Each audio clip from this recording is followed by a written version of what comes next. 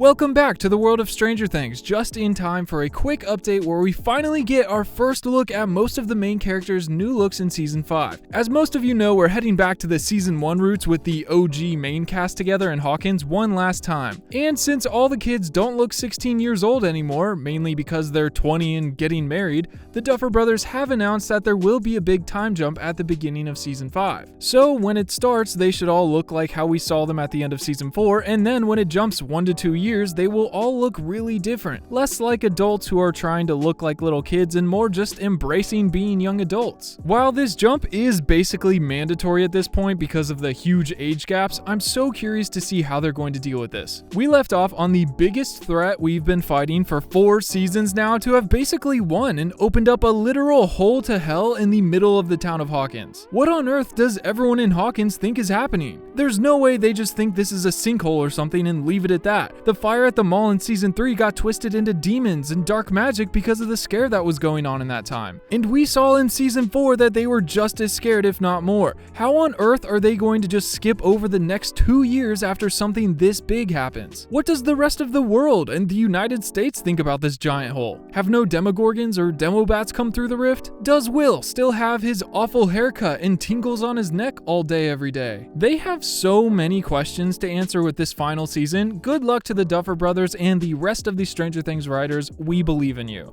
But thankfully, it seems like they're giving us a lot more to see this break as we get close to the finale. Besides the Eddie Munson prequel book explaining his backstory and where his parents went and why he got held back so much, as well as the 3-hour-long prequel VR experience by Jamie Campbell Bower and Matthew Modine themselves, explaining the backstory of the Upside Down and how Henry took over the Mind Flayer and their relationship, to the First Shadow prequel play showing us Henry's first days in Hawkins as he tries to figure out his powers. There is so much more they're giving us this break in between seasons than ever before, and just the same, Ross Duffer has been way more active on Instagram than I would have expected. We are now currently on week 12 of filming Season 5, 3 months in, which is so exciting, and we have a good look at a lot of the main cast for the final season. On day 1, we got to see a refreshing look at Steve and Robin, which look pretty similar considering they haven't grown up too much in the past couple years, since they're full-on adults now. And then we get a cool pic of Dustin, who seems like since the Season 4 finale has leaned even more into embracing Eddie's style, sporting a ripped Hellfire Club tee along with some longer curly hair and even some rings as part of his fit. Eddie always has a sick collection of rings he would always wear. It would be so cool if we see Dustin wearing Eddie's actual rings to remember him by. This is like how Eleven has always worn that blue bracelet that Hopper gave her that he used to wear in Season 1. This was one of his daughter Sarah's hair ties. I love when these characters carry these small tokens to remember past loved ones by. I really hope Dustin is wearing some of Eddie's actual rings in Season 5. I think that would be really cool to see. Next, we get a good look at Mike, who I think honestly looked the least like a little kid last season. I feel like he was much more into transitioning into growing up than they made Will look like. So while Mike isn't too different, his style still has matured and grown with him a bit. The biggest difference being how tall he's grown. But I mean, he hit that growth spurt hard back in Season 3.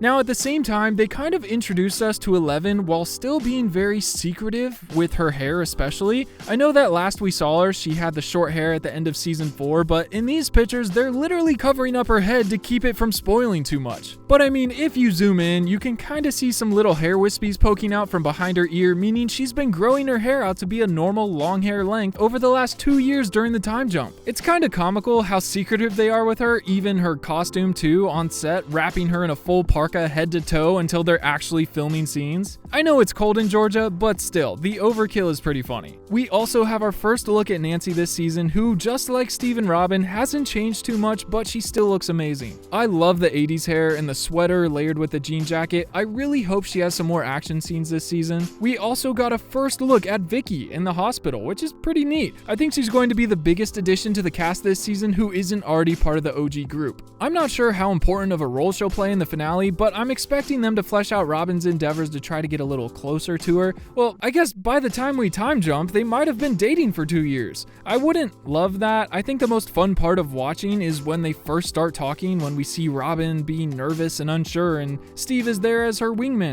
/ best friend. I want to see the chemistry form. I wonder if the entire first episode will just be the end of Season 4 just to tie up all the loose ends before taking that big of a jump. I can't imagine they could just skip over everything after a 15-minute narration or something. Next, we finally get a look at Max and and Lucas, and this is so exciting to see Max conscious and not in a coma. Enjoy it now because she won't be like this in the show for a while. She very fittingly is wearing a Soundwaves long sleeve tee. I don't think they're actually filming with this though, since it's a recent piece by Saturdays, but still, I love this, since Soundwaves and Kate Bush are literally what's keeping Max alive. Lucas is looking good too. Seems like this is possibly a more long-term room Max is in versus the immediate care in the hospital we left her at in season 4. Hopefully she's not unconscious all season and they figure out how to rescue her in the first half so we get to see her as Max in the last season and she's not just Sleeping Beauty for 9 episodes. And then next we get to see this beautiful shot of Hopper. Would you look at that beard? Holy cow. This looks like it's been 2 years. Geez, he looks like Red Guardian. Has the nice long beard and the Russian accent and everything. This Hopper looks so awesome. His character has evolved so much in this show. I'm really excited to see how he's fared since season 4. At least he's finally back from Russia and reunited with Elle as well as Joyce. So happy him and Joyce are dating, by the way. I really hope in the midst of all of the hell on Earth and the world ending, we really get to see a couple dropper moments. They had better show us that first date back at Enzo's before they time jump forward. I mean, hopefully Enzo's is still there and hasn't got sucked into a giant sinkhole or anything.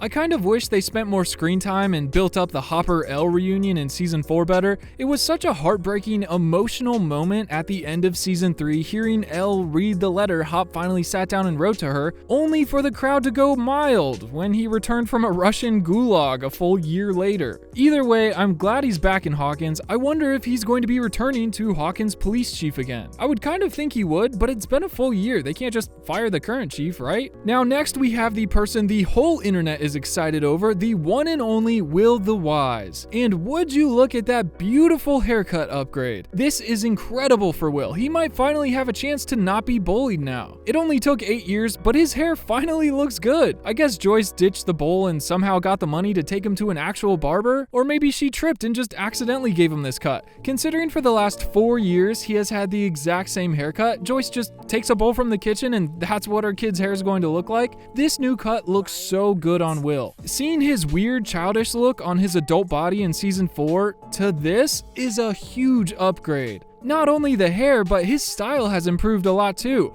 Will makes it seem like there's going to be a 5-year time jump, not a 2-year skip. I really hope that for the majority of the final season, Will looks like this. I hope that this character uses his final chance to have a decent haircut on screen to make up for the last 4 seasons worth of whatever this was. Will is going to be playing a much larger role in season 5 to the story and actually ending the entire show. His connection with the Hive Mind is going to be a huge plot point, as well as his connection to the Upside Down and hopefully his history with Vecna. We actually got a tease of this in the VR game. Check that video out if you haven't already. Literally 3 hours of story content with so many new additions to the main Stranger Things storyline. You get to play as Vecna and Will and see them meet face to face for the very first time after he coughs up that slug at the end of season 1. You get to see Vecna targeting Will for the first time and realize that he's going to be the one that's going to be his spy and the target that they'll use to try to capture 11 to free them from the Upside Down. I really hope we see the return of the infamous neck tingle. I almost hope it has its own jingle this season. I guess it's more of a looming dreadful thing, but still. A while ago there was a picture that leaked that was a tad concerning. It's from the radio station that they've been showing off a lot of behind the scenes stuff for, where Will and Robin is standing outside, and when I first saw this I couldn't help but feel like Will still had a bowl cut. He's literally wearing the same outfit from the picture Ross Duffer posted, but it just seems like his hair hasn't been styled or textured, so it just defaults back to the only thing it knows. It kinda looks derpy here, and in the official picture where it's styled and textured, it looks worlds better. That's why I was hoping that they stick with this look over the borderline bowl cut. And the other picture we have of him is a little on the creepier side. Here's another shot of him with the new cut, which is looking great, and if we zoom out, we can actually see his younger self behind him. This is so creepy. It took me a second to realize it's an actual little kid and not just a dummy like we saw in season 1. Apparently, they're going to be doing the same thing they did with Millie Bobby Brown in A Young 11 in season 4, but with Will and his younger self for season 5.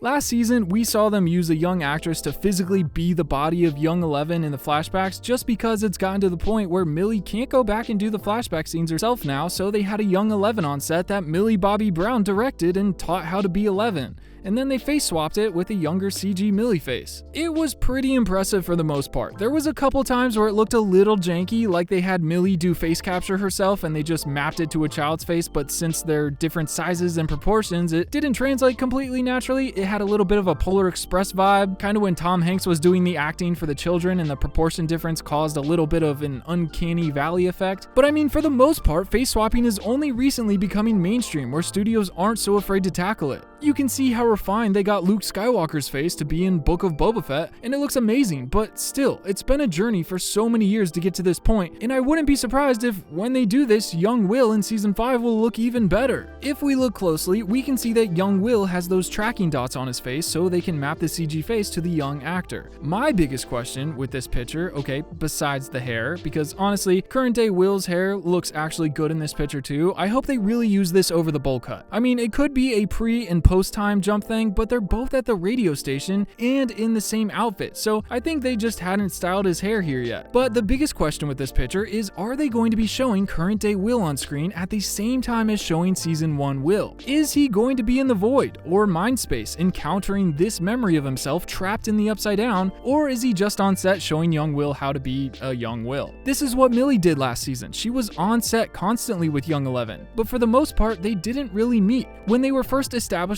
this to the viewer and Eleven what was going on, they did the mirror thing where they show Eleven and us that she's not back in MK Ultra today, but just revisiting a memory of her younger self as she sees in the mirror, and that this is also how everyone around her sees her. So I'm curious if they're going to do the same thing with Will. I honestly wouldn't mind seeing current day Will interacting with this younger Will more in his nightmares or in Vecna's mind space, so there's more of a struggle and mind twist as he tries to figure out why he's special and connected to everything in the Upside Down, and what that means towards ending everything. I'm sure Noah Schnapp is definitely helping direct the young Will actor just like Millie did. Honestly, this kid looks so spot on, I thought it was a puppet or a dummy they made to look exactly like young Will. They did a great job here. Honestly, the young actress they used for young Eleven looked pretty dang close to young Millie too. Almost close enough, they shouldn't even have had to do the digital face swap just to avoid any janky looking shots. They were pretty confined to a deadpan emotionless face without any talking for the most part. I'm curious if this young Will is going to be the exact same, or if we're going to see them get adventurous and be more a part of the explanation of what happened back in Season 1 and part of Will learning what's going on. You can see there's a bottle here in the foreground, which could lead us to believe he's just coaching him in this picture since young Will looks ready to film and current day Will is in more of a casual fit with the drink, but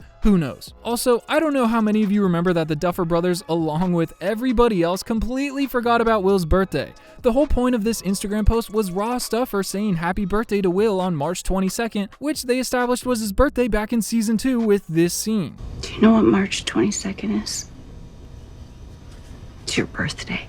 And then 2 years later, the California storyline is established to start on March 21st, 1986. Mike arrives at the airport the next day, on Will's birthday.